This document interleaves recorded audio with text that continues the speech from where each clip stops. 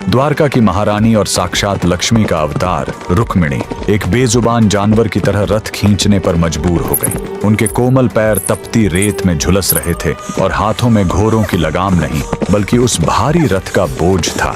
लेकिन सबसे हैरान करने वाली बात तो ये थी कि उनके सामने स्वयं भगवान श्री कृष्ण खड़े थे।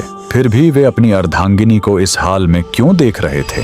ये कोई साधारण सजा नहीं बल्कि एक ऐसे श्राप की शुरुआत थी जिसने द्वारका के महल में हमेशा के लिए विरह की आग लगा दी। इस अलौकिक गाथा की नींव तब पड़ी जब श्री कृष्ण और देवी रुक्मिणी ने अत्यंत क्रोधी महर्षि दुर्वासा को भोजन के लिए आमंत्रित किया। दुर्वासा ऋषि, जिनका क्रोध किसी राक्षसी प्रलय से कम नहीं था, उन्होंने एक ऐसी शर्त रख दी जिसने सबके होश उड़ा दिए। उन्होंने कहा, मैं भोजन तभी स्वीकार करूंगा जब मेरे रथ में घोड़े नहीं बल्कि स्वयं तुम दोनों जुटोगे। यात्रा आरंभ हुई। एक तरफ साक्षात ब्रह्मांड के स्वामी श्री कृष्ण थे और दूसरी तरफ कोमल हृदय मां रुक्मिणी। ऊपर से बरसती आग जैसी धूप और नीचे पैरों को जलाती मरुस्थल की रेत। रानी रुक्मिणी का शरीर थकान से निढाल होने लगा, कंठ सूखकर कांटा बन गया। जब प्यास बर्दाश्त से बाहर हो गई तो उन्होंने कातर नजरों से अपने स्वामी को निहारा। श्री कृष्ण अपनी प्रिय की पीड़ा देख द्रवित हो उठे। उन्होंने बिना क्षण गंवाए अपने अंगूठे से धरती पर प्रहार किया और वहीं से गंगा की निर्मल धारा फूट पड़ी।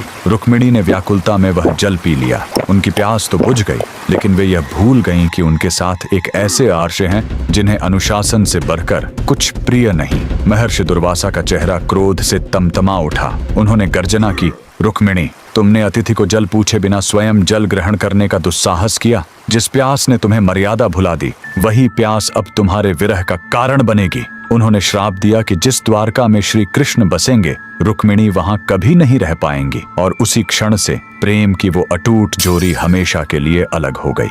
यही कारण है कि आज भी द्वारकाधीश के मुख्य मंदिर से कुछ दूरी पर माता रुक्मिणी का मंदिर एकांत में खड़ा है। वह मंदिर हमें याद दिलाता है कि भक्ति में एक छोटी सी भूल भी कितनी भारी पड़ सकती है।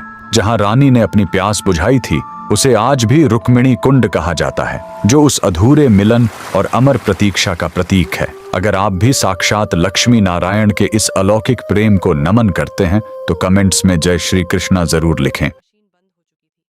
जाफिरा बच गया। दूर मलबे के बीच ब्रूस बैनर बेहोश पड़ा था, इंसानी रूप में। डॉक्टर, अलीना ने धीरे से कहा, तुम राक्षस नहीं हो, तुम रक्षक हो।